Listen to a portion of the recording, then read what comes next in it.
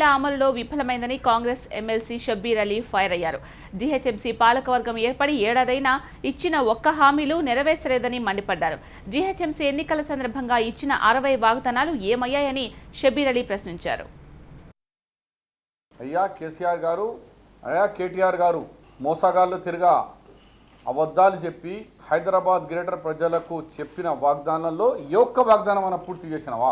ఇగో మీకు అందరికీ 2 బెడ్రూమ్ ఇల్లు ఇస్తామని చెప్పి కేటీఆర్ గారు ఒక 40 సలమ్స్లో ఫౌండేషన్లు వేసుకుంటా G+5, G+9, G+3 అని అందరికీ చెవుల బీడి పెట్టి ఇగో అయిపోయి అని చెప్పి 350 కట్టిన ఇల్లుకి ప్రతి వానికి అక్కడనే ఐడి కార్డుని తీసుకోపోవాలా, ఇగో మీకు ఇట్లనే కట్టిస్తామని చెప్పి టోటల్గా అప్లికేషన్ 5,57,836 అప్లికేషన్ తీసుకున్నారా.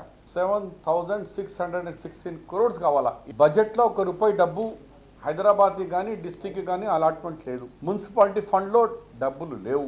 ఎక్కడ పోయిన ఇల్లు అవి ఎక్కడెక్కడ స్టార్ట్ చేసినారు? హైదరాబాద్ గ్రేటర్ ప్రజలు తరఫు నుంచి నేను అడుగుతున్నాను.